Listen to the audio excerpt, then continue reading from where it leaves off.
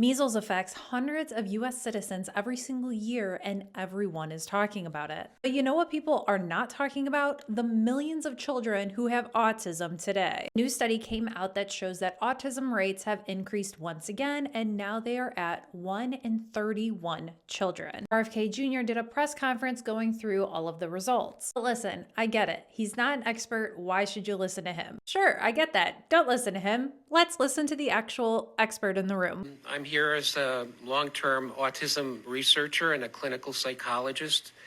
I get to wear two hats, one with patients and families, trying to help them get to a diagnosis and to interventions and treatments, but also for the last 20 plus years as the director of the New Jersey Autism Study. Other childhood disabilities, neurologic disorders do not increase or change over time. But somehow, for some reason, with autism, everything was different. Autism went from being a very unusual, rare disability, which affected, as the secretary said, one child in maybe 10,000, to being known in every community, every school district, every center that cares for children with disabilities. Autism is real. It's a true disability. It's not a personality quirky issue. Everything has changed for the individual with autism. But of course, this is not an actual increase. We just have better testing today, right? Another exhaustive study, a peer-reviewed study in North Dakota, set out to count every child in the state with a pervasive developmental disorder, including autism. That study meticulously combed through every record, every diagnosis, and he even conducted in-person assessments of the entire population of 180,000 children under 18. The autism rate they found was 3.3 per 10,000. If you accept the epidemic deniers narrative, you have to believe that researchers in North Dakota missed 98.8% of the children with autism. That thousands of profoundly disabled children were somehow invisible to doctors, teachers, parents, and even their own study. Okay, maybe it's not an increase in testing, but it definitely is an increase of awareness. There's better recognition of autism and better awareness because there are more children with autism, and the professionals have greater reason to learn from what their experience and to diagnose.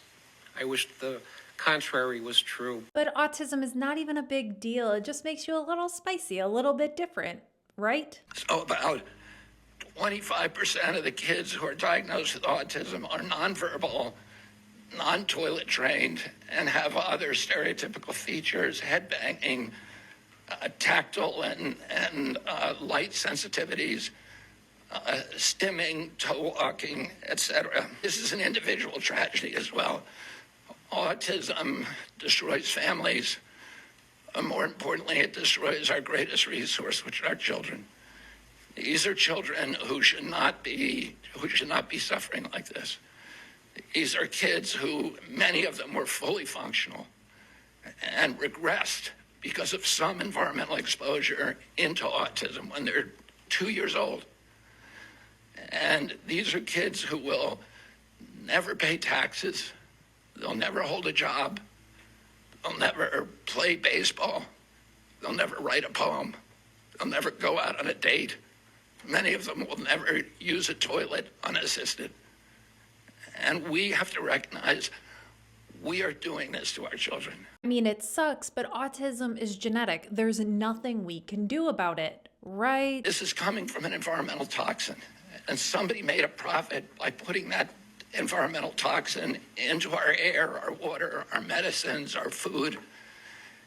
And it's to their benefit to say, to normalize it, to say, this is all normal, it's always been here. You know, we have really good genetic markers now, and they provide a vulnerability.